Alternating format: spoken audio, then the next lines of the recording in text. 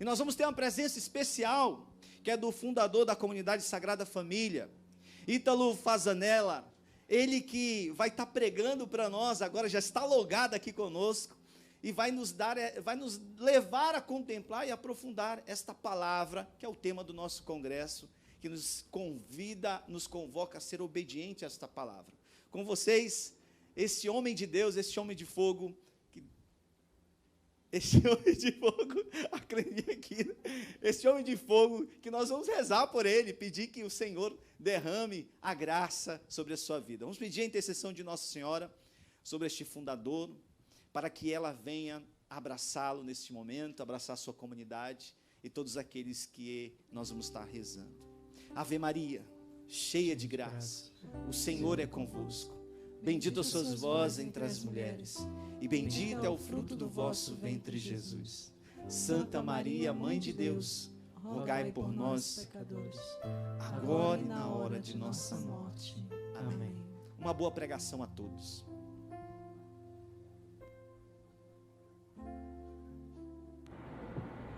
Amém, amém.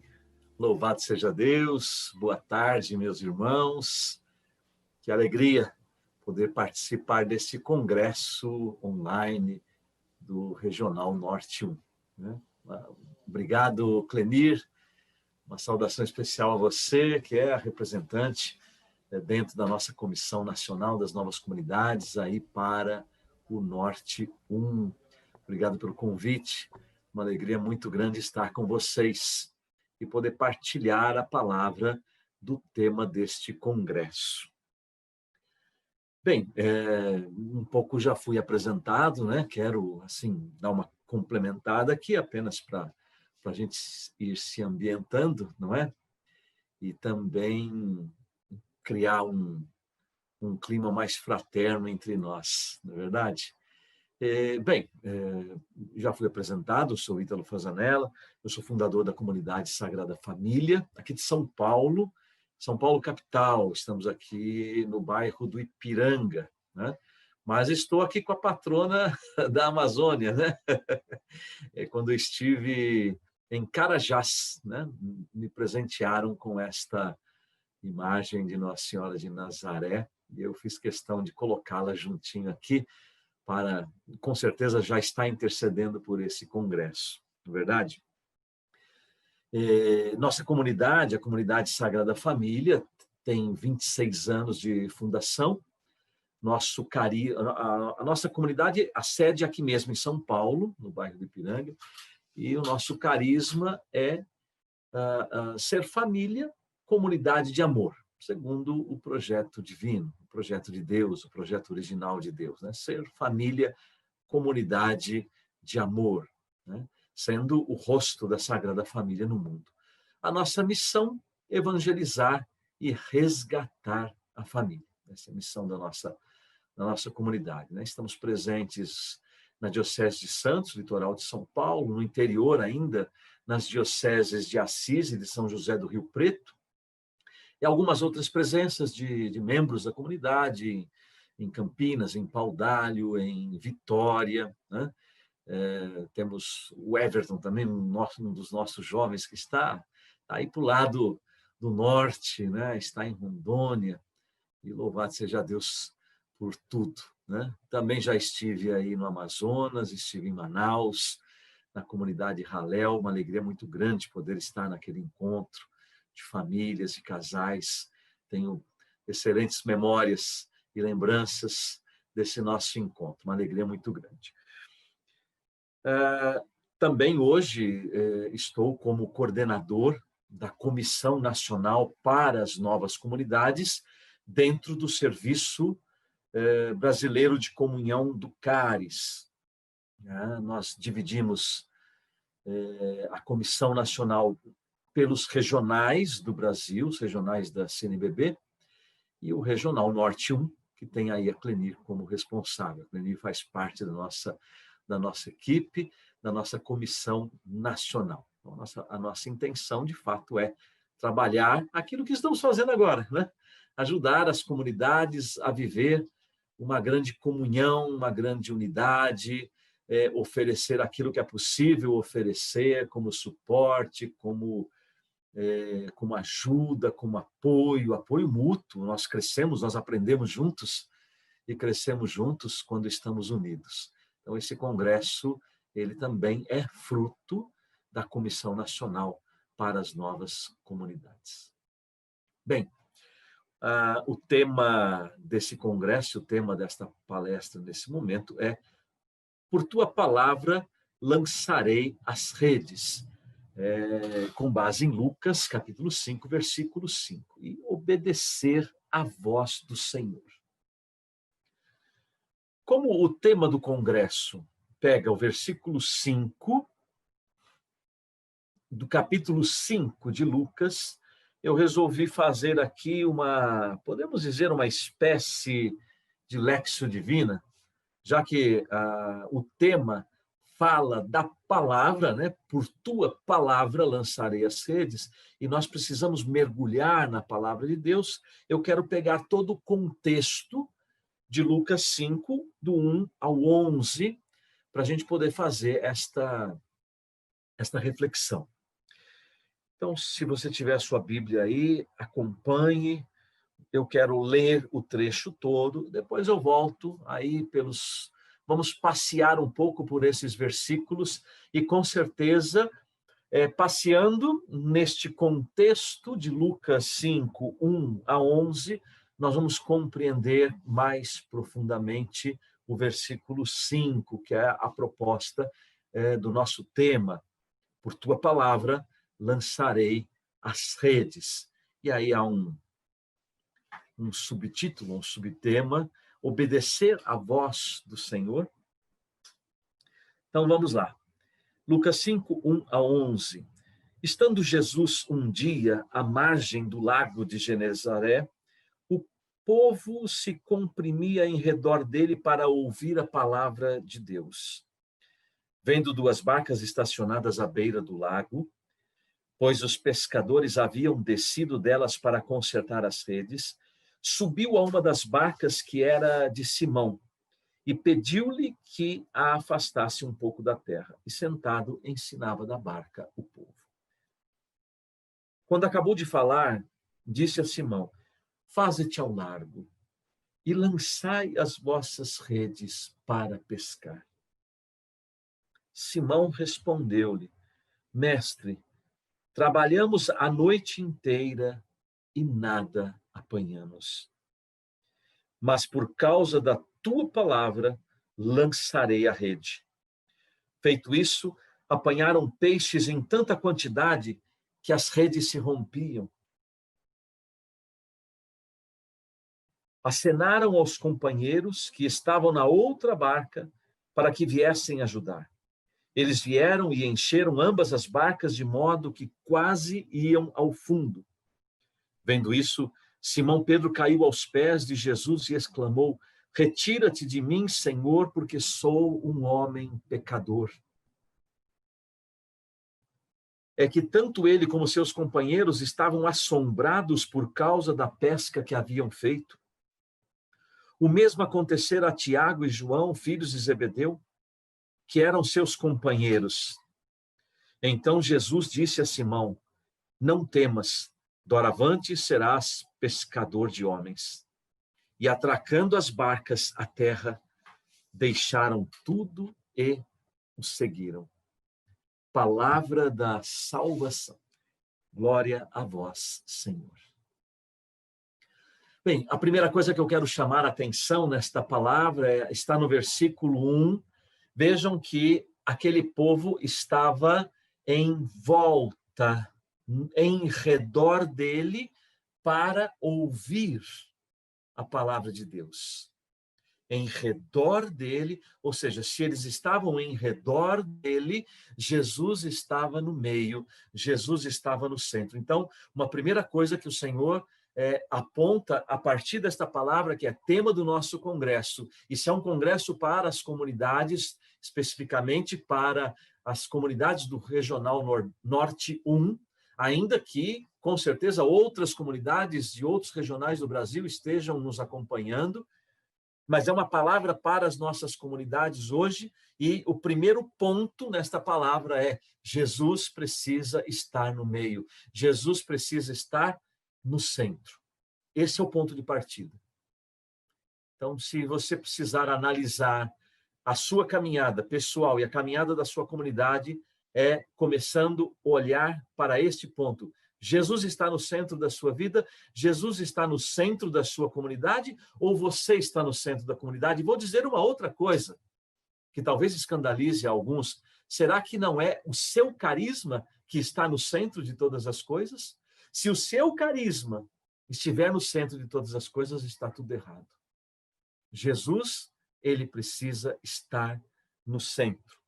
E todos nós, como aquele povo de Lucas 5, em redor dele para ouvir a palavra de Deus. Isso me faz recordar uma palavra antiga para a nossa comunidade, através de um padre muito amigo nosso, muito querido, santinho, né? Frei Alessio. Frei Alessio, hoje ele é missionário no Acre, né? Missionário daí, está aí para cima no Brasil, né? Missionário no Acre. Mas quando ele é dos Servitas, quando ele ficou um tempo aqui em São Paulo, celebrou muito para a nossa comunidade, nos começos da nossa comunidade. E num dado momento, sem ele saber, ele estava dando uma palavra de Deus para nós. Ele disse assim: façam tudo em torno de Jesus. Façam tudo em torno de Jesus. Quando ele disse aquela palavra, me lembro como se fosse hoje. O Senhor disse para mim: presta atenção que eu estou dando uma palavra. Não era apenas um comentário do padre para nós. E ficou uma palavra histórica, não somente histórica, porque foi naquele momento, talvez há 20 anos, lá atrás, no início da nossa comunidade, mas o Senhor deixava claro no meu coração que era uma palavra para a vida da comunidade. E esta palavra nos acompanha até hoje. Façam tudo em torno de Jesus. Então vejam que o primeiro versículo fala em redor dele. Aquele povo estava em redor dele para ouvir a palavra de Deus. Um ponto que eu quero chamar a atenção no versículo 2, eles estavam na praia consertando as redes. As redes para eles, para aqueles pescadores, eram um dos seus principais instrumentos de trabalho. As barcas, obviamente, talvez outros apetrechos de pesca, mas as redes eram fundamentais para a pesca. E elas, de vez em quando, precisavam ser consertadas. E talvez muitas vezes nós precisamos parar na praia e consertar as nossas redes. Às vezes as redes se rasgam, as redes se rompem, e o trabalho que a gente faz acaba não sendo tão eficaz, porque a rede está rompida, a rede está rasgada, a rede precisa de reparos. Isso é uma outra coisa que a gente também precisa entender, né? Nós não somos super-homens, nós não somos super-comunidades. Nós somos humanos e precisamos de conserto, precisamos de terapia muitas vezes, precisamos de oração de cura, precisamos de restauração, precisamos de médicos, né? Eu mesmo agora, nesse tempo, tenho visitado o fisioterapeuta, né? Estou fazendo fisioterapia, porque a coluna muitas vezes não suporta as atividades que nós temos, né? Então, a gente tem que dar uma parada para consertar as redes, é necessário. No sinal da nossa comunidade, o mais antigo, né? Os novos não têm, mas no logo da nossa comunidade, também durante um tempo tinha. Nós temos um pequeno SF, que é de Sagrada Família. E eu costumo brincar com as pessoas: gente, isso daqui não é super fundador, viu? Ou super família. Ou meu sobrenome, que é Fazanella, super Fazanella. Não, nós não somos super-homens. Nós temos que reconhecer que precisamos consertar as redes. Precisamos identificar onde as redes estão rompidas e por ali o nosso trabalho, às vezes árduo, vai escorrendo, vai se perdendo. O esforço que a comunidade faz, muitas vezes se perde porque as redes estão rasgadas e as redes precisam ser consertadas. E mais uma vez no versículo 3, em reforço ao versículo 1, a palavra destaca que ele ensinava o povo, aquele povo que estava em redor dele para ouvir a palavra de Deus. Jesus ensinava o povo. E o que ele disse no versículo 4? Né? Assim que Jesus ele termina de falar, ele se vira para Pedro, para aqueles pescadores, e diz duquinautum em latim, né? Mas Jesus, duquinautum, eu faço essa referência porque daqui a pouco vou trazer um documento de João Paulo II, onde ele cita várias vezes esta expressão duquinautum. Duquinautum marcou a passagem do milênio com o Papa João Paulo II, que significa faze-te ao largo, como nós vimos na palavra, mar adentro, lancem as redes em águas mais profundas. Então, o Senhor dá uma ordem para aqueles pescadores: lancem as redes, vão para o mar, vão para águas mais profundas, aventurem-se em águas mais profundas e lancem as redes. Vão para alto mar para pescar. Né? Esta é a ordem que o Senhor dá no versículo 4. E no versículo 5, Pedro apresenta uma decepção. Né? Pedro vai dizer: mas, Senhor, nós trabalhamos a noite inteira e não pegamos nada. Eu fico imaginando, e muitas vezes já vimos pregadores também fazer essa análise, eu fico imaginando o que Pedro ficou pensando. Porque Pedro era pescador, Pedro estava ali com a sua companhia de pesca. Jesus era filho do carpinteiro, filho de José, o carpinteiro. Jesus ajudava José na carpintaria. Jesus estava acostumado na lida com o trabalho com a madeira. O que Jesus entendia de pesca? Nada. Pedro era o pescador, Pedro era o chefe daquela companhia de pesca. Então, fico imaginando, Pedro talvez tenha pensado assim: o que esse carpinteiro vem dar de palpite no nosso trabalho de pesca? E ele vai tentar convencer Jesus: olha, Senhor, nós tentamos pescar, trabalhamos a noite inteira, mas não pescamos nada. Como quem diz: olha, Senhor, o horário de pescar é à noite, é à madrugada, e nós trabalhamos a noite inteira e não pegamos nada. Agora, nesse horário, o Senhor quer que a gente vá pescar? Mas Pedro, né, ele, ainda que apresente uma decepção, com uma noite inteira de trabalho sem pescar nada, ele talvez, nem sei se ele percebeu que ele estava tendo aí uma sacada do Espírito. Movido pelo Espírito, ele vai dizer: mas por causa da tua palavra,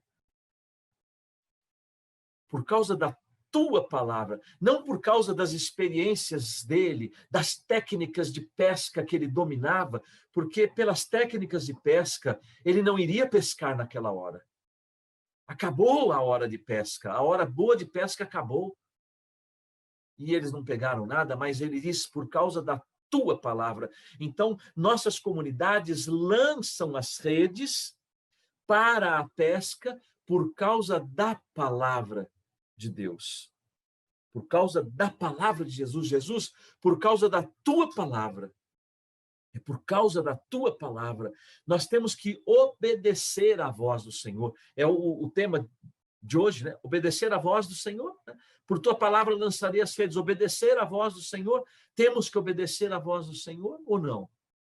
Então, é uma questão de obediência por causa da tua palavra, não por causa das nossas técnicas, não por causa daquilo que nós adquirimos, não por causa das nossas experiências, as experiências que as nossas comunidades acumularam durante os anos, evangelizando. Óbvio, nós ganhamos experiências no dia a dia,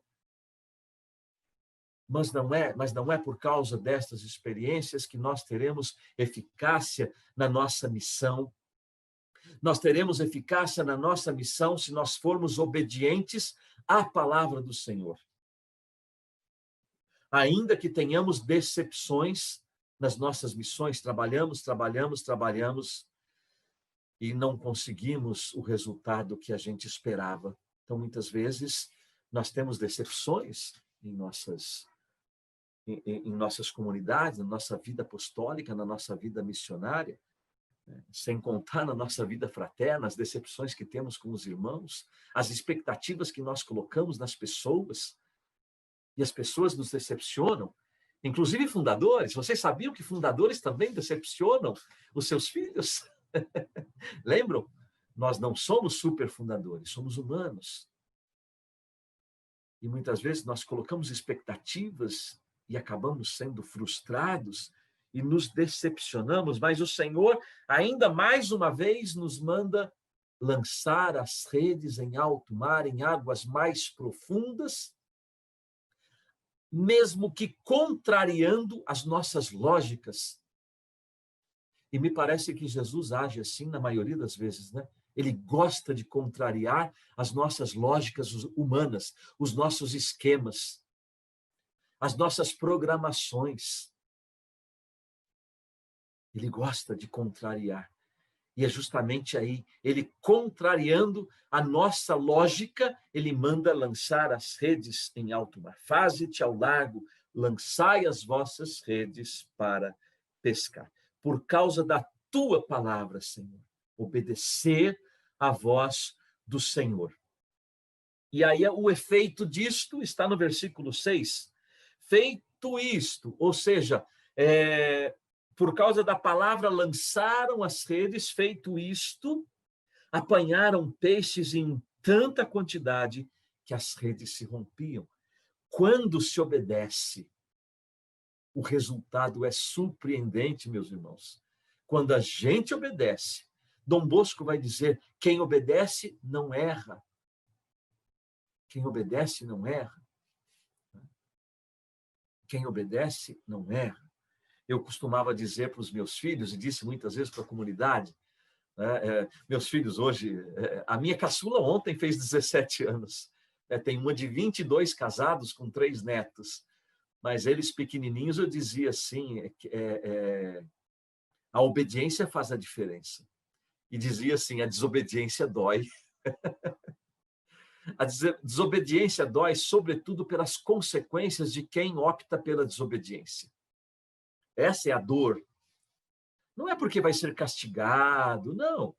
É por si mesmo. A desobediência já é um castigo para quem desobedece, porque ele assume consequências negativas. Então, a obediência faz a diferença. A desobediência dói. E vejam, quem obedece e quando se obedece, o resultado é surpreendente. E uma coisa importante, meus irmãos, obedecer não significa entender, porque muitas vezes nós acabamos não obedecendo nas nossas comunidades, e obedecendo a Deus, e obedecendo aos nossos superiores, obedecendo à hierarquia, porque a gente confunde obediência com entendimento. E obedecer não significa entender, porque muitas vezes nós seremos chamados à obediência da fé. A fé significa você prosseguir mesmo sem entender, você aceitar no coração mesmo sem a tua inteligência, o teu intelecto entender. Então, obediência não é entender. Obediência é fé. Obediência é fé. Não sei se vocês conhecem a história de São Francisco e os repolhos. Certa vez, São Francisco pediu para os seus co-irmãos plantarem repolhos de cabeça para baixo. E um deles, estranhando tal ordem do pai Francisco, ele disse assim, mas pai Francisco, lá na minha terra, nós nunca plantamos repolhos de cabeça para baixo. E Francisco disse para ele, no reino de Deus, nós não precisamos de técnicos em agronomia, mas precisamos de pessoas obedientes. Ponto. Obedecer não é entender. A adesão da obediência vem pela fé, né? Vem pela fé. E no versículo 7, na sequência dessa grande pesca, dessa surpreendente pesca, onde a barca estava quase afundando, as redes quase se rompendo, eles chamam seus companheiros para ajudar, né? Os companheiros, os amigos, os irmãos que se juntam, se unem para a missão. Sozinhos nós não conseguimos realizar a nossa missão. Quando nós obedecemos, a pesca, a colheita é surpreendente e nós não conseguimos trazer o fruto desse trabalho sozinhos. A gente precisa de ajuda. Então vejam que para a dinâmica do reino de Deus não tem espaço para o orgulho. Eu faço, eu desfaço, eu mando, eu desmando, o mérito é meu. Não existe isto no reino de Deus, na dinâmica do reino de Deus. Nós precisamos quebrar o nosso orgulho e dizer: eu preciso de ajuda. Então, meus irmãos, meus companheiros, venham nos ajudar, porque se você for orgulhoso e tentar trazer aquela rede lotada de peixes para a sua barca, você vai perder os peixes e você vai perder a barca, porque a barca vai afundar, os peixes vão fugir, as redes vão se romper e você vai ficar sem nada. Sem nada, por causa do teu orgulho, por causa do teu orgulho. Então, não há espaço, não pode haver espaço para orgulho e para orgulhosos nas nossas comunidades, se nós queremos ser fiéis àquilo que Deus deu para nós, que é sagrado, que são os nossos carismas, que portam uma grande missão para o mundo, né? Para o mundo. E aí, então, os irmãos, os amigos, os companheiros, os missionários vêm e nos ajudam. Só que mesmo assim nós precisamos reconhecer que é o que está no versículo 8. Vendo isso, Simão Pedro caiu aos pés de Jesus e exclamou: retira-te de mim, Senhor, porque eu sou um homem pecador. Temos que reconhecer a nossa pequenez, a nossa condição de pecadores, porque é o Senhor quem realiza. É Ele, sempre Ele quem realiza. E no versículo 9, por isso, então, o assombro daqueles apóstolos, aqueles discípulos, é que tanto ele como seus companheiros estavam assombrados por causa da pesca que haviam feito. O assombro deve gerar o louvor. A gente deve sim se assombrar diante da grandiosa obra de Deus e glorificar o Senhor. É a Ele toda a honra e toda a glória, porque é o Senhor que realiza todas estas maravilhas em nossas comunidades. Não somos nós. E no versículo 10, então, tudo isso que Jesus fez ali naquela praia, ele dá a missão, né? E vai dizer assim: doravante serás pescador de homens. Doravante serás pescador de homens. Eis, meus irmãos, a vocação dos nossos carismas. Cada um de nós tem um carisma, cada carisma tem a sua especificidade, o seu DNA, a sua digital única, irrepetível, mas há algo em comum para todos os nossos carismas. Deus nos fez pescadores de homens, pescadores de almas, para Ele, para Deus. Todos os nossos carismas, no seu específico, o meu carisma trabalhando pela família, o seu carisma trabalhando pela missão específica dele, mas todos nós, os nossos carismas, foram dados por Deus, porque Ele, pelo chamado que fez a nós, nos tornou pescadores de homens. Pescadores de homens. Já vi aqui, temos um aviso, temos 10 minutinhos, né? Isto, louvado seja Deus, né? Dá para a gente terminar o desenvolvimento da ideia. E aí, então, diante do chamado de Deus, que nos chama a sermos pescadores de homens, no versículo 11, vai dizer assim: atracando as barcas à terra, deixaram tudo e o seguiram.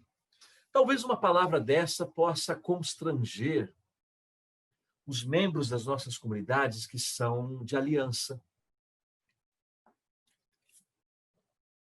Porque você, na aliança, tem o seu trabalho, a sua lida de casa.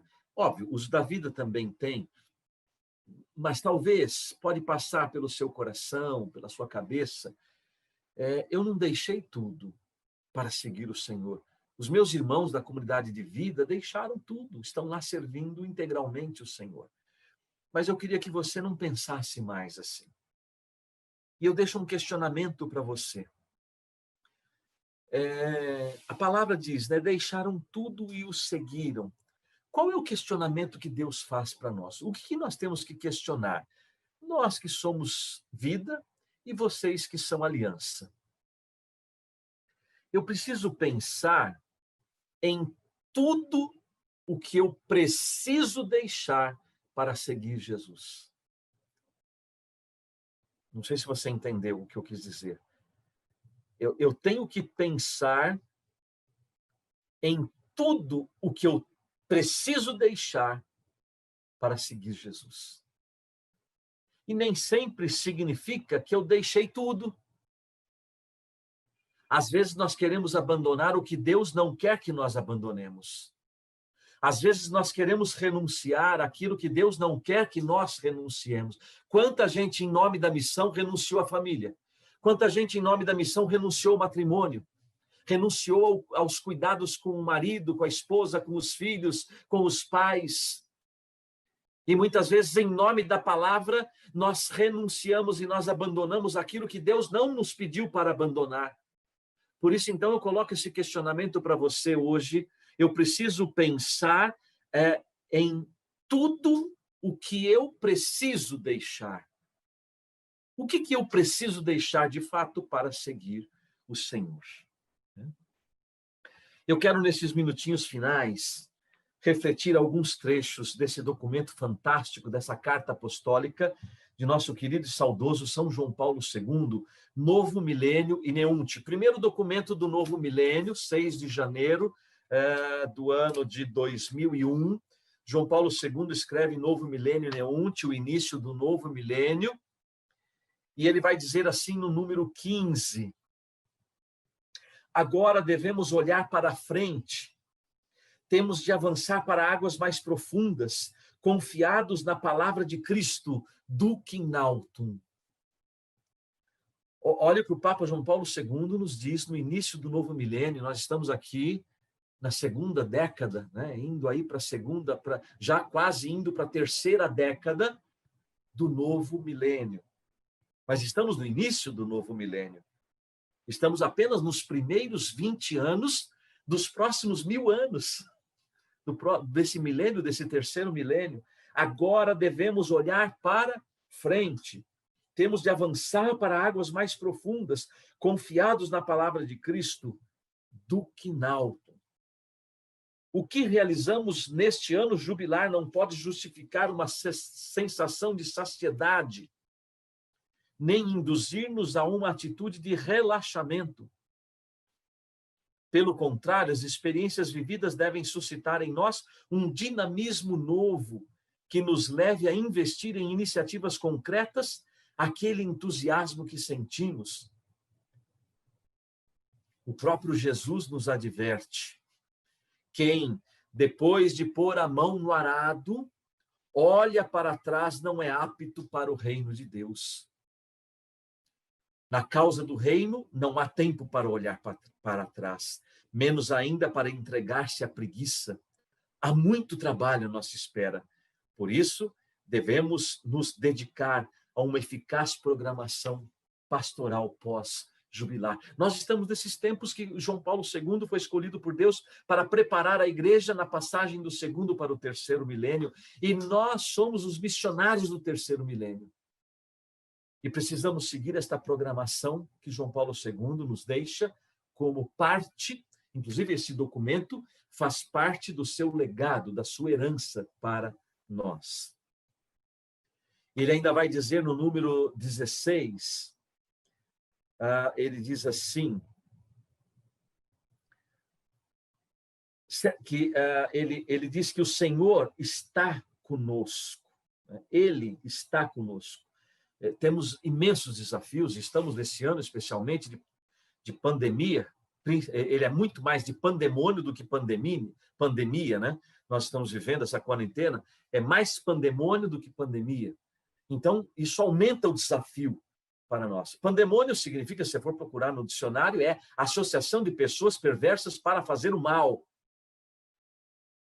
Então, é muito claro a gente distinguir que nós temos uma pandemia muito mais agressiva do que um pandemônio mais agressivo do que a própria pandemia. E João Paulo II vai dizer, o Senhor está conosco. Ele está conosco. Porque ele é este olhar, o olhar que nós contemplamos, o rosto de Cristo é o mesmo Cristo que nos contempla, nos olha. E ele vai pedir que a marca, sobretudo nessa programação pós-jubilar, na missão que nós exercemos, a grande marca dessa programação missionária precisa ser a santidade. E ele vai dizer exatamente isto. Em primeiro lugar, não hesito em dizer que o horizonte para o qual deve tender todo o caminho pastoral é a santidade. É a santidade. Apontar a santidade permanece mais que nunca uma urgência pastoral. Na verdade, diz ele, colocar a programação pastoral, isso significa a programação missionária também dos nossos carismas, sob o signo, ou seja, sob o sinal da santidade, é uma opção carregada de consequências. Significa exprimir a convicção de que, se o batismo é um verdadeiro ingresso na santidade de Deus mediante a inserção em Cristo e a habitação de seu Espírito, seria um contrassenso contentar-se com uma vida medíocre, pautada por uma ética minimalista e uma religiosidade superficial. Perguntar a um catecúmeno se queres receber o batismo, significa ao mesmo tempo pedir-lhe, queres fazer-te santo? E João Paulo II vai dizer, os caminhos da santidade são variados e apropriados à vocação de cada um. Então, meus queridos irmãos, o meu carisma, o seu carisma é o meu e o seu caminho de santidade. A nossa santidade, a santidade que Deus nos convoca, ela é possível no caminho que Deus nos colocou em nossas comunidades, com a nossa vocação, com o carisma das nossas comunidades. E ele vai dizer assim, é hora de repropor a todos, com convicção, esta medida alta da vida cristã habitual. Toda a vida da comunidade eclesial e das famílias cristãs devem apontar nesta direção. Ele fala de uma verdadeira pedagogia da santidade.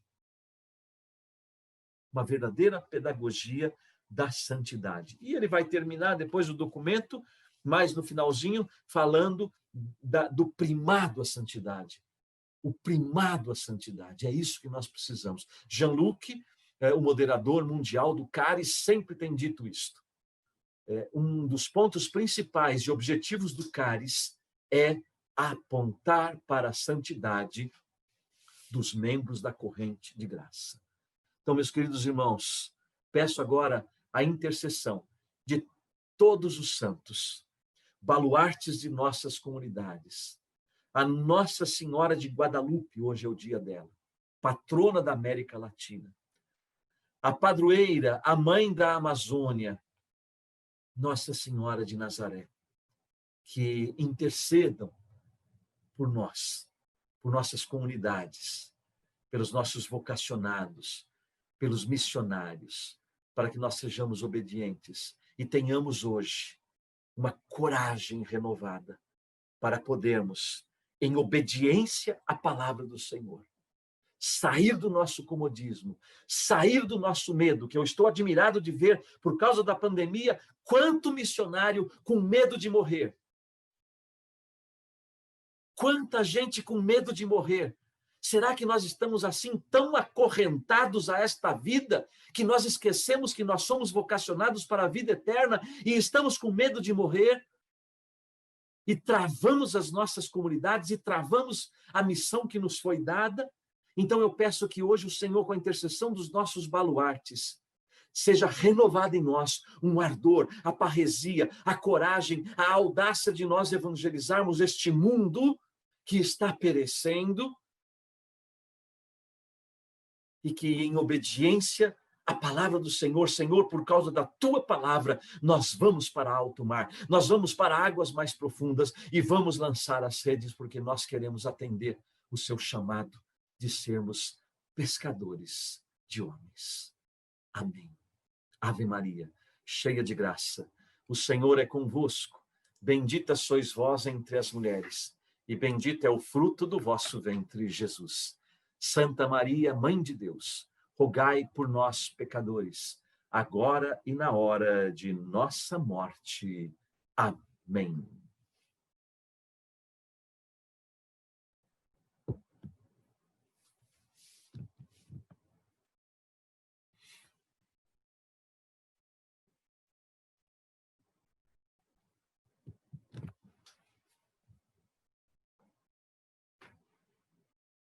Magnífico, um profeta para nós aqui do Amazonas, para o Regional Norte 1. Muito obrigado mesmo. Nós queremos rezar também por você neste momento, rezar uma Ave Maria pela sua comunidade, mas eu queria muito mesmo dizer que Manaus teve um privilégio de ter um profeta hoje falando para nós. O Amazonas em si, região norte, então nossa gratidão mesmo, e continue sendo esse profeta para o Brasil, e que a graça do Espírito Santo caia sempre sobre a sua comunidade. Estamos aqui reunidos, vamos bater um papo aqui sobre os carismas, sobre a missão aqui no Amazonas, no norte, e nós queremos agradecer a sua pessoa em nome da Cleni, e muito obrigado mesmo, tá bom? Obrigado a vocês também, Deus abençoe. Tchau.